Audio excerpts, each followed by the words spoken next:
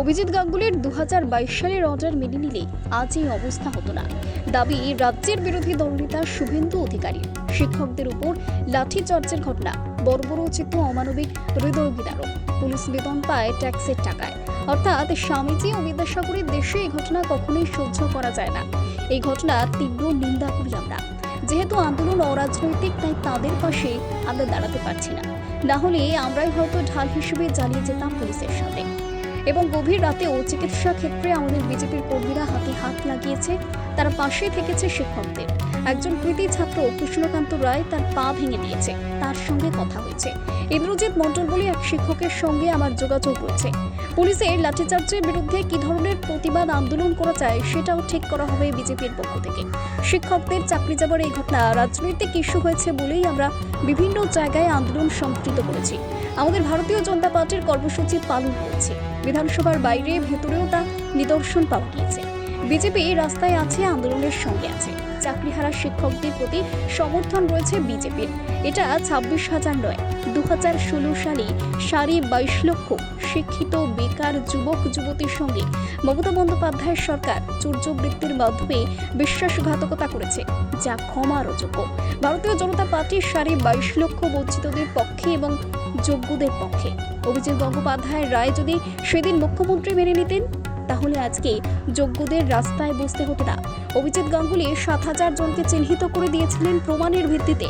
আর সেই অভিজিৎ গঙ্গোপাধ্যায়কে চ্যালেঞ্জ করে এসএসসি গেছে, রাজ্য সরকার গেছে। কোটি কোটি টাকা খরচ হয়েছে, যে টাকা দিয়ে হসপিটাল, স্কুল বানানো যেত। অভিজিৎ গাঙ্গুলির 2022 সালের অর্ডার মেনে নিলে আজ এই অবস্থা হতো না। মমতা ব্যানার্জি নিজের পার্টির ক্যাডারদের বাঁচাবার জন্য এই নাটক করছে। ব্যুরো রিপোর্ট, জেসবা 24 বাংলা।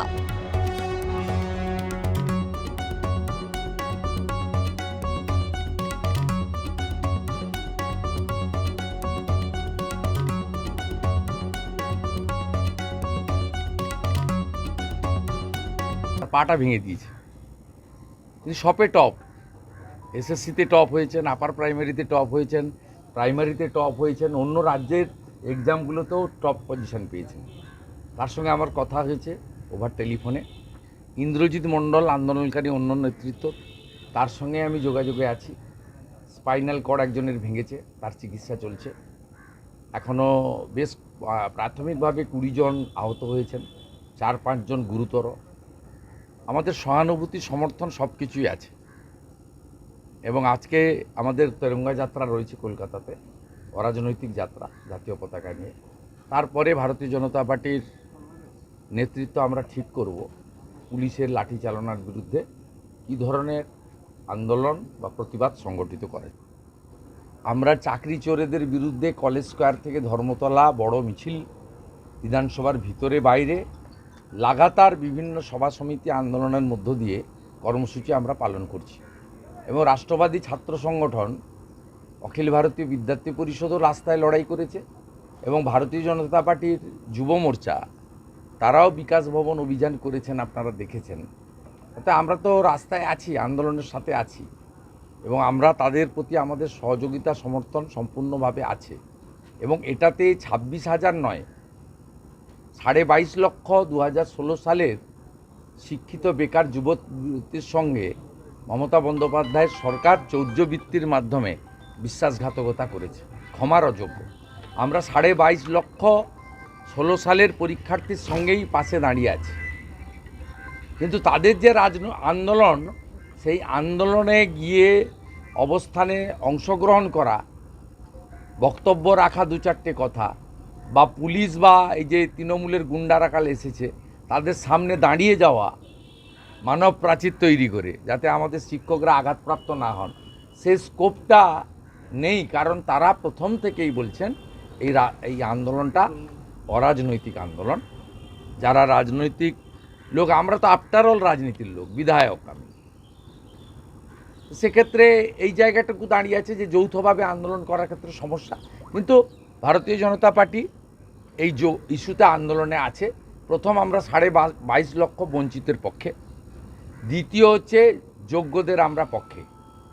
এবং অভিজিৎ গাঙ্গুলি যে বিচারপতি ছিলেন, আজকে সাংসদ, তার রায় যদি সেদিন অহংকারী মমতা ব্যানার্জি মেনে নিতেন, তাহলে আজকে যোগ্যদের রাস্তায় বসতে হতো না। অভিজিৎ গাঙ্গুলি 7,000 জনকে চিহ্নিত করে দিয়েছিলেন ডকুমেন্টারি এভিডেন্স প্রমাণের উপরে, বাকিদেরকে বলেছিলেন বিষয়ে তিনি বলেননি। আজকে ওনার রায়কে চ্যালেঞ্জ করে কে গেছে? এসএসসি গেছে, রাজ্য সরকার গেছে, কোটি কোটি কোটি কোটি টাকা খরচ করেছে, যে টাকা দিয়ে হসপিটাল স্কুল বানানো যেত।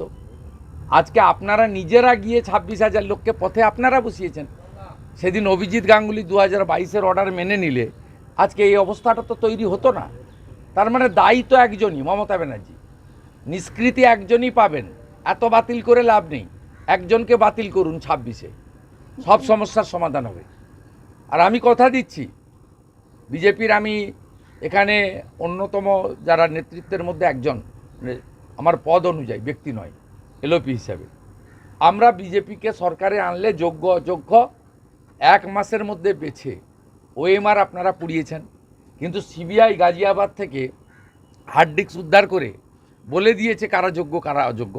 পেপারস তো আপনার কাছে আছে, কিন্তু আপনি যাদের টাকা নিয়ে দিয়েছেন এবং আপনার পার্টির যে ক্যাডাররা, এমএলএর ভাই, এমপির আত্মীয়, কাউন্সিলরের ছেলে, এদেরকে বাঁচানোর জন্য তো আপনি আজকে এই নাটকটা করছেন, এই ড্রামাটা করছেন।